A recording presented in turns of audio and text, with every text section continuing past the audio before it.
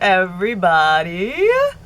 It's Allie, and welcome to our Y&R chat for Sunday, February 23rd, 2025. Thank you, Lily, for cashing in a Victor favor. Helping us learn a little bit more about our mysterious new hunk. Appreciate the effort. Because I'm really very into this new storyline. I'm very interested in the mystery, and I think a lot of it is because I really like the actor who's playing Damian. His name is Jermaine Rivers. He's really good, don't you think? I feel like he understands what he's doing. I feel like he gets it and he's bringing it, and I'm really hanging on every word he says in every single scene, every single time. And not just because he's attractive. I know what you're thinking. Oh, Allie, you're just obsessed with the new hunk because he's so hunky. And while that is partially true, I really feel like the drama and the emotion are there, especially after this week. And I was really excited to just get some more backstory, get some more understanding about who the heck this guy is. So Lily ran into Nikki and Victor at the club or a society. She ran into them this week, and they tried apologizing to her about everything that went down with Chancellor, and Lily said, all right, okay, well, if you want to make it up to me, then I want you, Victor, to do me a favor, and I want you to use your considerable resources to find out everything you know about a man named Damian Kane, I think was his last name, I can't remember. And now I was really hoping that that was going to pay off, because it was only like one scene later that she ended up running into Damian and he introduced himself, and I was like, dang, you can't get that favor back, so I really hope Victor's able to come up with something.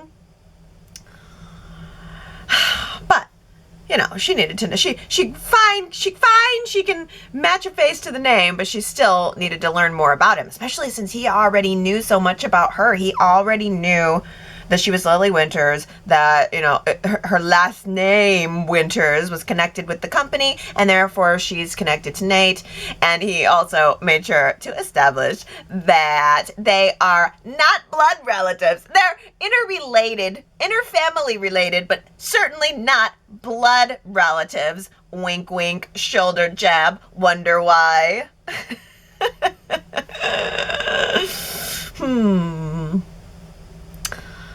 And true to future romance form, she read him the riot act, him and Holden. She said, you know, well, is this your thing, lying and deceiving everybody with your little switcheroo act?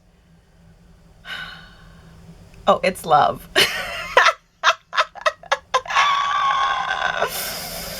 It's love. Lily's scolded him already. It's love. Everybody better just stand back, because this romance is gonna blow. I did appreciate that Damian's attitude was very, we all have, you know, our moments where we're a little deceitful sometimes. Just lighten up, Lily.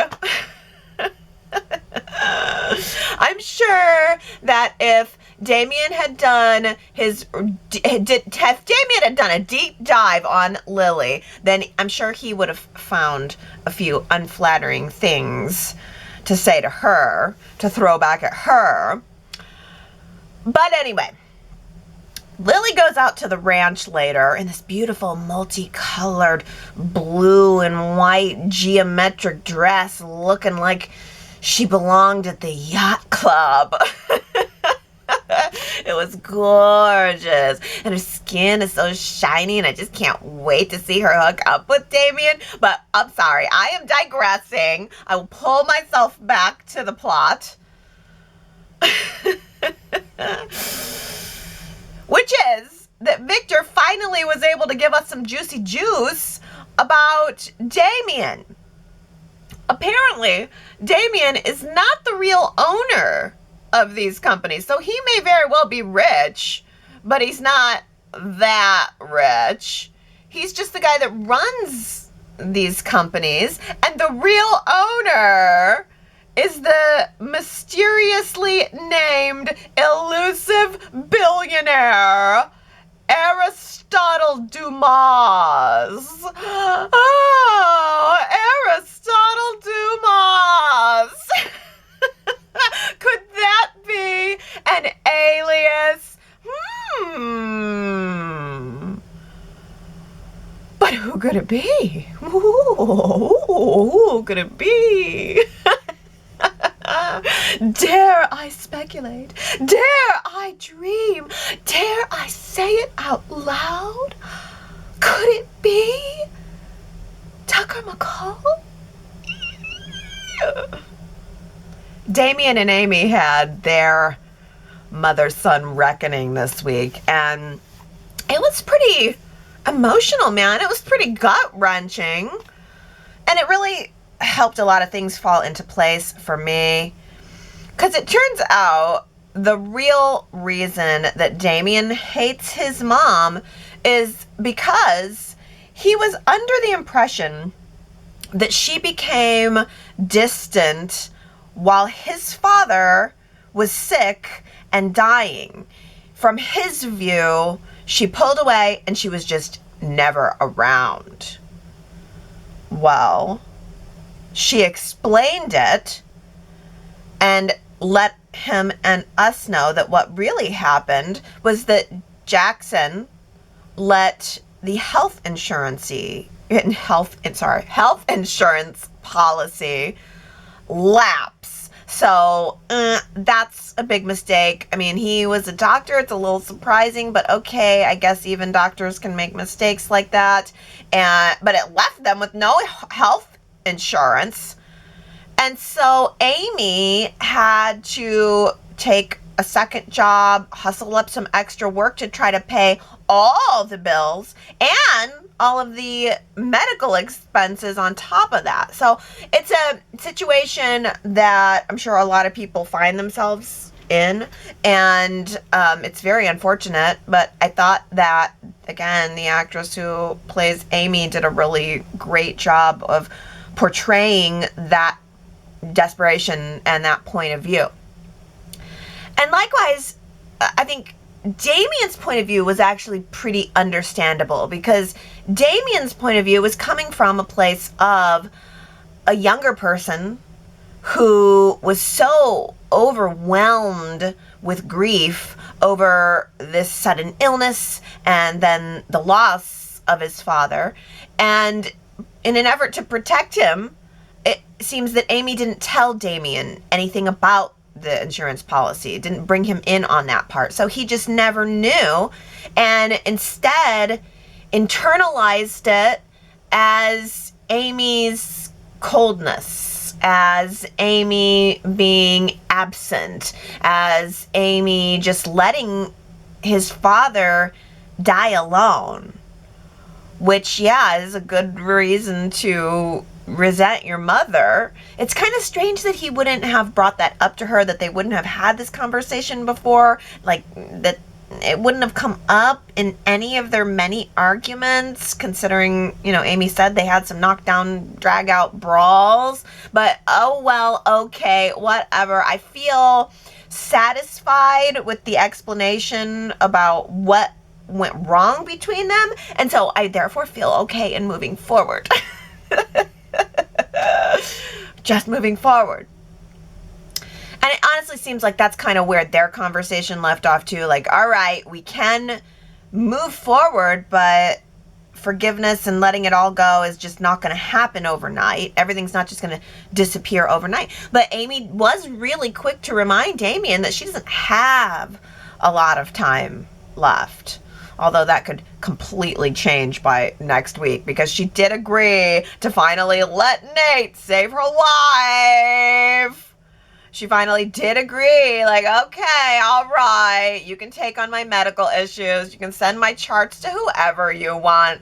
And I'm sure that also means taking care of all of the costs that are going to come along with these new treatments, because she doesn't have a job. She doesn't have the means. She couldn't even hire the private investigator. So, okay, I guess if you insist, I'll let you save me. Nate's going to be all down for that. And the conflict that comes with Damian over it, I'm sure. Because Damian, he's saying that he is not making plans to stick around. And Amy said that she was not asking him to, but you know darn well that we've established enough reasons for Damian to want to stay around. And when it comes right down to it, and there's decisions that need to be made about Amy's health, Nate and Damian are going to be going head to head over it. So Victor had a near-death experience, came back from it, and decided that he wants to spend the rest of his precious time making sure that the Abbotts suffer.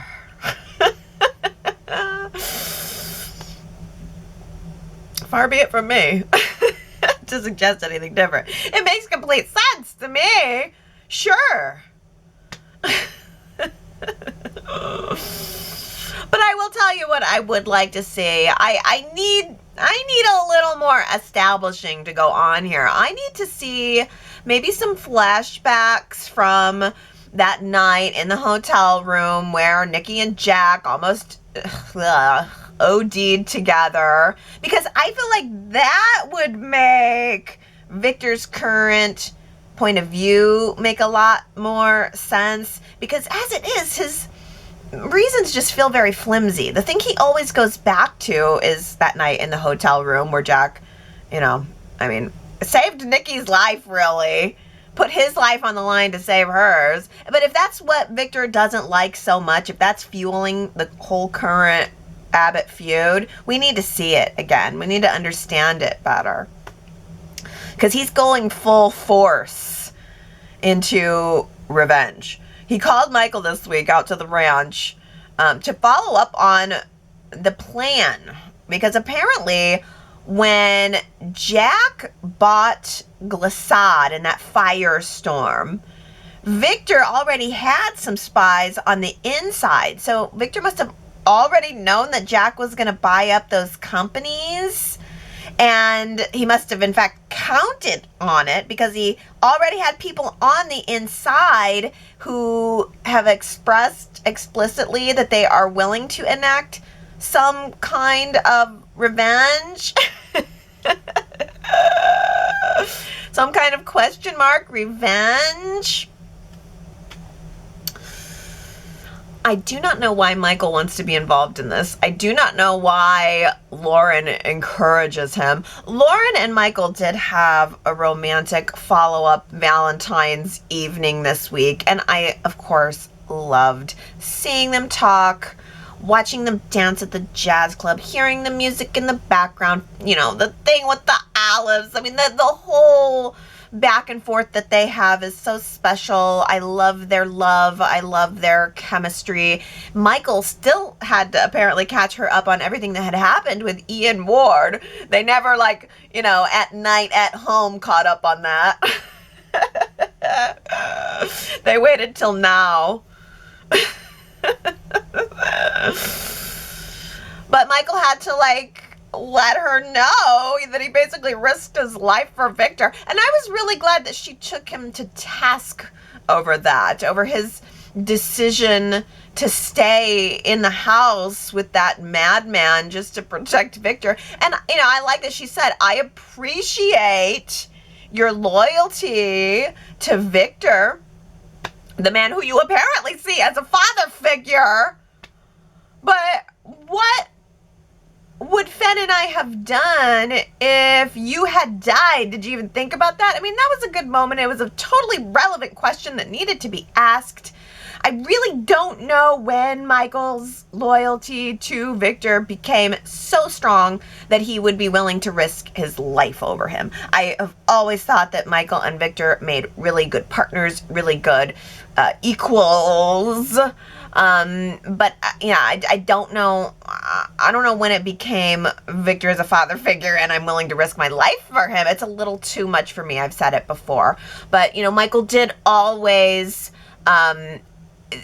bring it back to the fact that he doesn't support the feud that's going on with the Abbotts. I think Michael knows that Victor's about to go all in on this and it ain't gonna be pretty. And maybe Michael is thinking that he can somehow save Victor from his own plan, own deeds, sort of like he and Cole did with Jordan.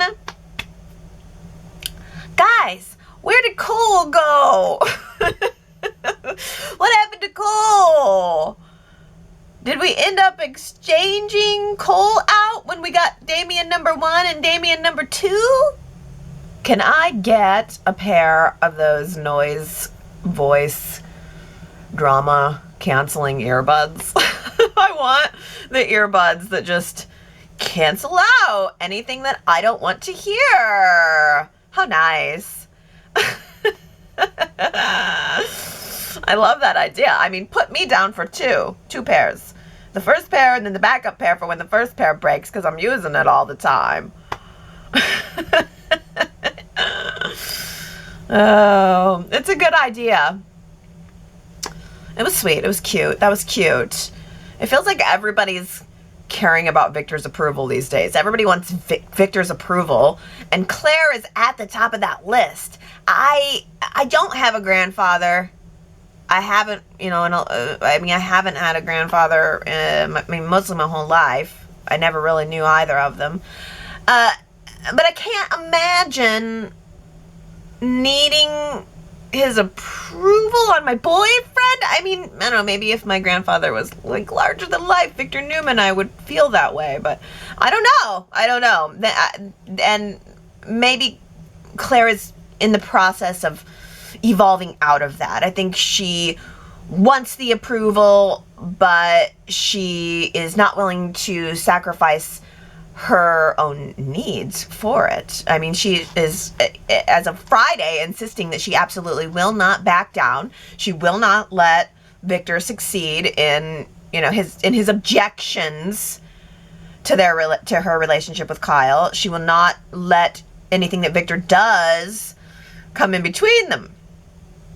We'll see if she can stop it. We'll see if she can prevent it. She's got more than one force working against her. And I feel bad for Claire because I think what she just wants is peace. I think Claire's motivations are very honorable here. I think she just wants to have love, and she wants for the people around her to support that. She finally got Victor to agree to the dinner and with Kyle, thinking that maybe she could mend some fences, but it did not go well. Victor didn't flip a table or anything, but he did very bluntly say, this is a waste of time. There is nothing you will ever say or do that is going to change my mind into thinking that Kyle Abbott is good for you. Just shut it down. Mind made up. No way in, no room for negotiation, no openness whatsoever, which is a shame because I think that Kyle has plenty of reasons to hate Victor just as much as apparently Victor hates him, and yet Kyle really made an effort in those scenes. Frankly, I felt that Kyle was much more mature about it all than Victor was.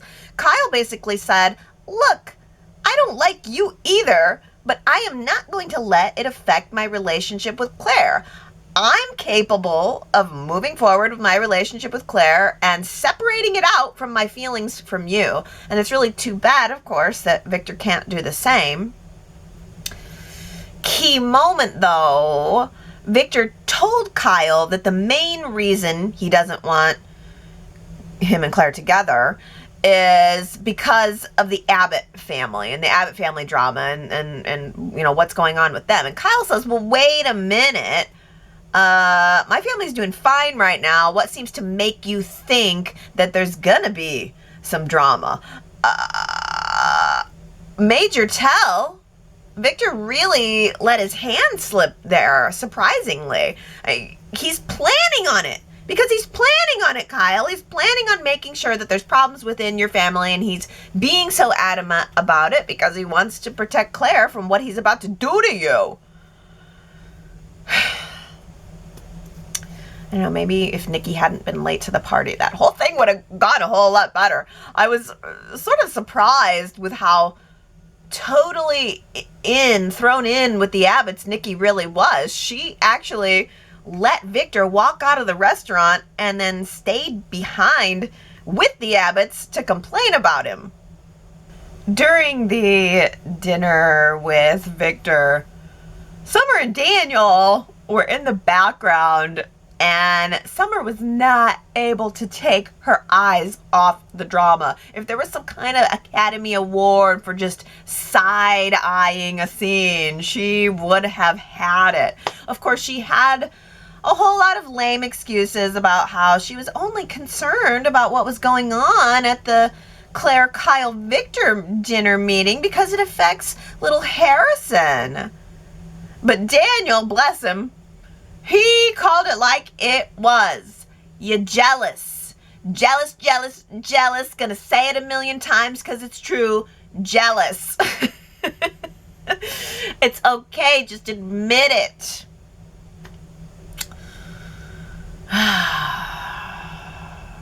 Yeah.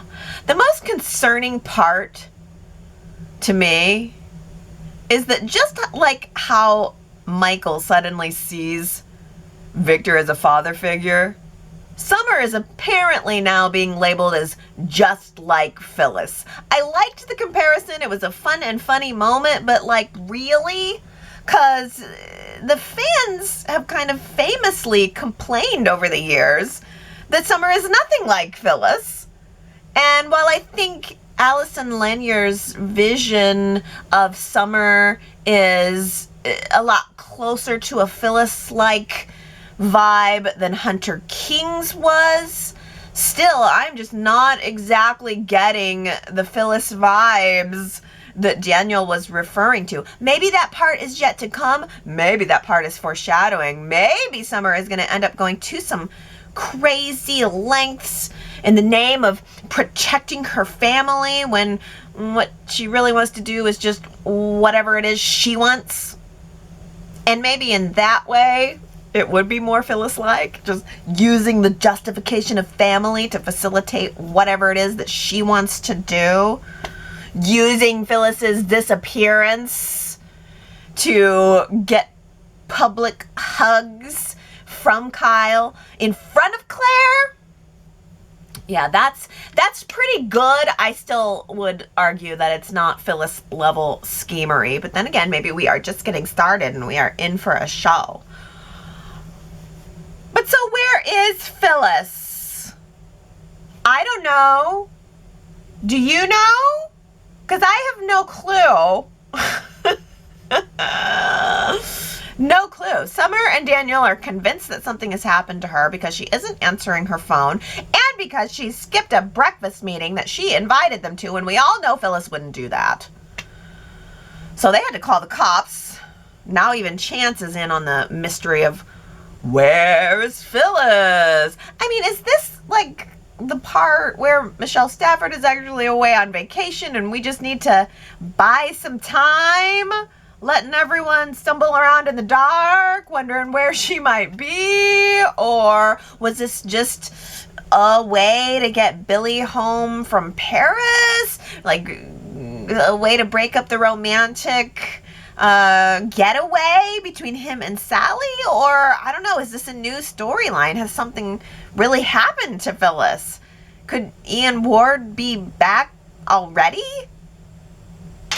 Retro is current.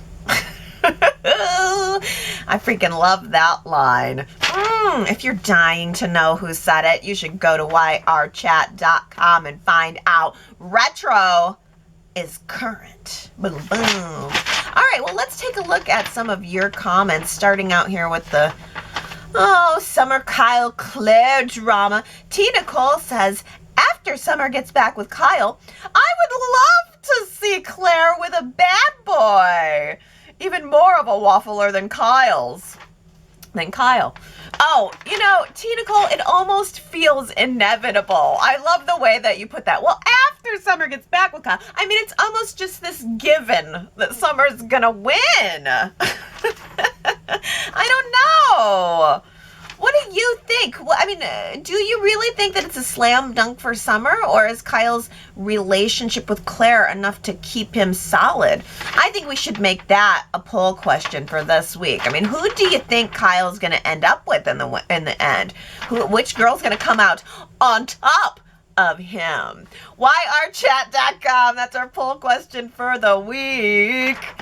Connie says, Kyle admitted his mistakes and pointed out that he and Summer had moved forward and respectfully asked for a fresh start with Claire.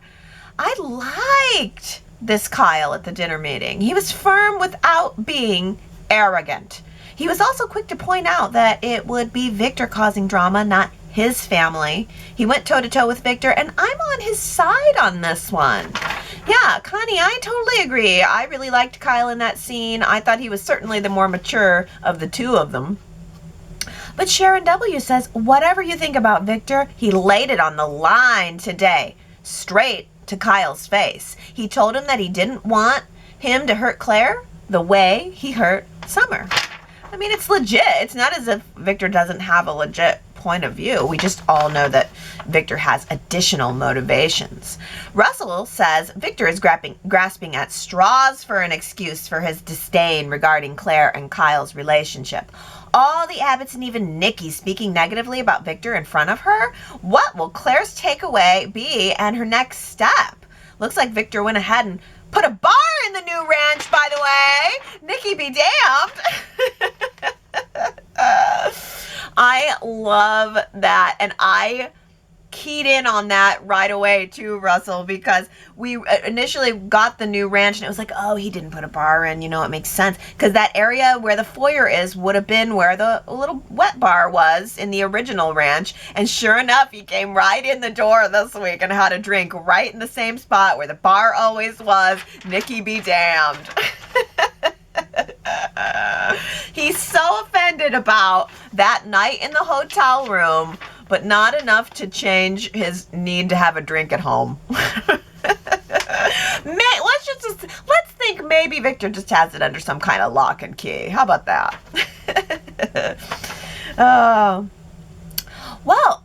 This is great. So Victoria says, today on Next Week on YNR, Daniel says that both Phyllis and Sharon are missing.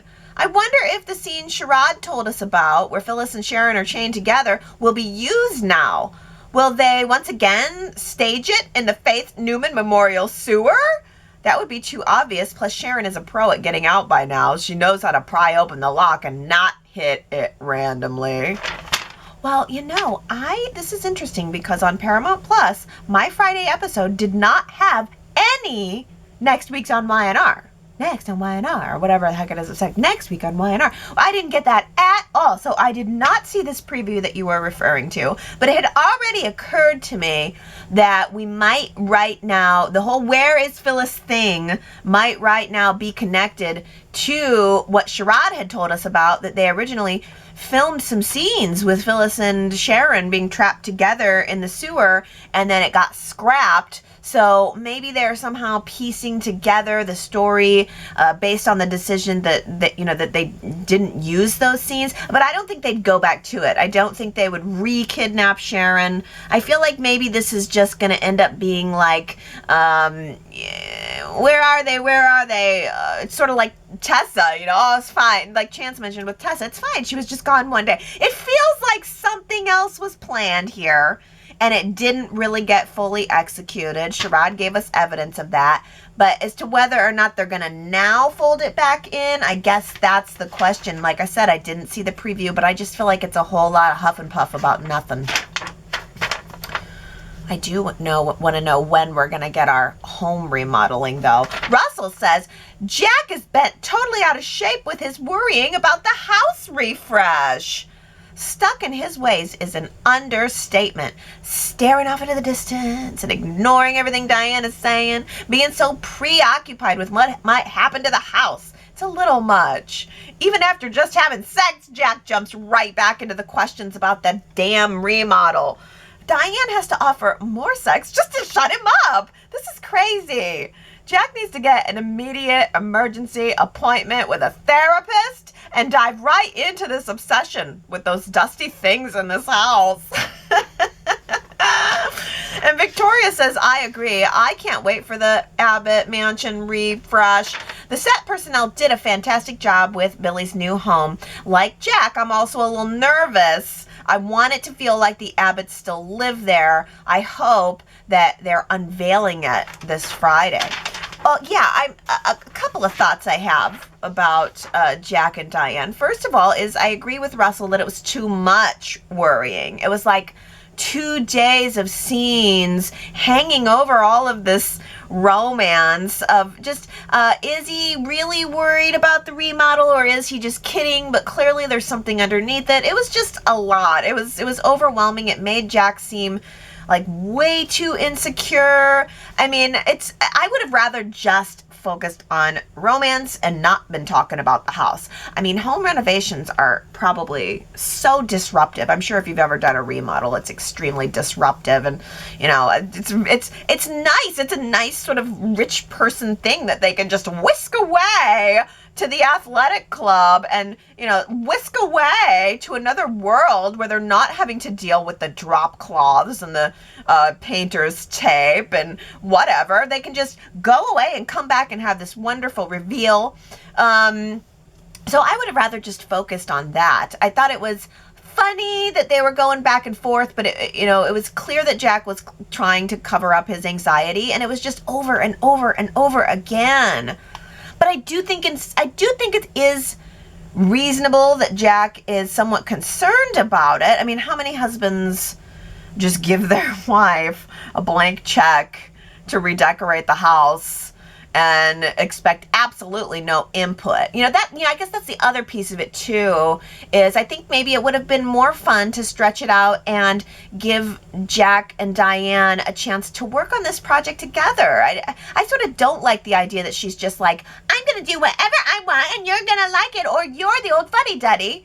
And he's like anxiety ridden over in the corner. Like there's something about that just feels like a weird power imbalance. Like, why shouldn't he have a say? Why should she be the one to do it all? Why couldn't they have just done all of this together? Well, of course we know that it's because YNR wants to give us a big reveal. I feel like they could have still done that though, by showing us them working on it together, little swatches here and there, and then maybe even an interior decorator, and then the interior decorator walking them into the place for the first time. That would have been better than this just constant, back and forth. Do you trust me? Do you not trust me? Do you trust me? Do you not trust me? It was repetitive. Let's talk about all this good stuff here. Well, Victoria says Jermaine Rivers, Damian, is quite a good actor. He's embodied the charm and the curiosity with Lily. His scenes with Amy showed long-held resentment and distance as she told him why she was never there and her regrets, and he showed confusion and disbelief. He is another find for Y&R. Oh yeah, I like him a lot too. But I want to talk about Audra because T. Nicole says, I wonder what Audra's secret is with Holden. Because it must be pretty bad to not want Nate to know that she knows Holden. I can't see what the big deal is if it's just that she slept with him or they had some business move against Tucker. Clearly, Nate knows that Audra slept with other people before him and she's played dirty in business in the past, so why not just admit that she knows Holden when she first saw him? Yeah, I agree. This is the part of the Damian storyline that is not intriguing to me. I'm not sold on the Audra thing because it's just that's exactly, you nailed it, T. Nicole. It's like, what's her motivation for keeping this a secret? She's mentioned Tucker's name to Holden. He helped her cover up something with Tucker. That feeds into the theory that the Aristotle Dumas probably is Tucker. So I don't know, maybe whatever the secret is around the companies, something that she knows, but there's got to be a motivation for her wanting to go to such great lengths to hide it from Nate, because she's certainly putting her relationship with Nate at risk for it. And Sherrod also says, sadly, Audra has undone all the work that she did with Amy and even making inroads with Lily by keeping the secret about Holden. Wrong move. Yeah, she has officially entered into scandal territory. And I don't know, it's like, why? Why? I'm not against her being in scandal territory. It's just why. Well, Connie says, my fashionista eye noticed bold patterns and florals this week. Lauren's orange and black dress was my favorite and so eye-popping. Nikki's bright, rosy, floral and black jacket was so pretty. Lily's blue shade print dress was cute and business professional. Claire's black and white spotted dress was a bold family dinner date choice. Audra had a softer print that was lacy and feminine and still flattered her curves. Sally's snakeskin print and multi-striped dress was not good and my only disappointment. Yeah, I didn't like the snakeskin either, but I just don't like snakeskin. But you really hit on all of the beautiful prints this week. Claire's polka dot dress really stood out to me. Nikki's jacket with the red and black really kind of reminded me of Phyllis's rose, black and red dress from the previous week. You also saw Lily's dress. I loved Audra in that lacy number. The one also that I thought as far as florals was well, I guess it's not florals, but Lily had on a beautiful butterfly jacket, as Russell says. Lily was beautiful in her butterfly blazer. That's a perfect way of putting it. Butterfly blazer. And Nikki was beautiful in her floral jacket. Love the deep, dark colors. Yeah, those prints were just really, really eye-popping. Well, backing up from, and speaking of Valentine's Day, I asked you guys last week who had the best Valentine's dream. 44% vote for Phyllis. That's how I voted too. 31% giving Sharon the best dream, and Adam bringing up the least popular dream. Well, let's see what Kamna says. She says, I voted for Phyllis, and I'll say that I think Adam was the most nuanced. It was full of insight. He was having about himself, giving himself the validation that he needs through what Chelsea was saying. I'm hoping for a slow burn, rebutting romance with these two, chips and all. Chips and all. Yeah, you know, I mean, Phyllis and Billy's was the most fun, but I think you're making a great point. Adam's was the least popular dream, but it was perhaps the most nuanced. Connie says the nominees were all great, but the Best Picture award goes to Phyllis's dream. However, I didn't pick it for the Best Soap Opera storyline. That would have been Adam. It won for Best Costume. That dress was amazing. It won for Best Set Design, a Parisian apartment with all the frills, complete with that great satin heart box of candy. It won for Best Performance by an Actress. She was sexy, funny, and delivered the best wake-up scene. Yeah. And Sharon W. says, Allie, I voted for Phyllis and Billy because I think they would be an incredibly hot couple again. And I agree with your opinion of Phyllis. She never disappoints. If she's mad, afraid, or happy, she plays off her storylines perfectly and believably. And by the way, Allie, you gave Phyllis a run for her money with her Valentine's Day dress and your beautiful black sweater with red roses from last Sunday. Thank you, Sharon W. As soon as I saw Phyllis's black and red roses, I was like, ooh, I know what I can wear. And it's actually a robe behind the scenes. Ooh, it's actually a robe. And I've had that robe since like 1990, probably 1999. It's so weird to look back and it's like, wow, I've had that for 25 years.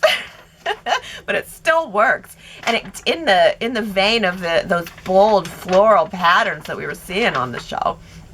Can you guess whose outfit I patterned this week's off of? I do. I've said this before. Gary always reminds me, but I go, whenever I pick my outfit for Y in our chat, I go, oh, okay, well, whose was my favorite outfit of the week? What stood out to me for the week, and what do I have that could possibly match it? Let me know if you can guess what I was thinking this week. It's a fun little behind-the-scenes game you can play. Oh, how about this? Final comment comes from Sharon W. also, who says, just when I couldn't take it anymore, they brought back the athletic club today. Thank you so much. Now all is right with the world.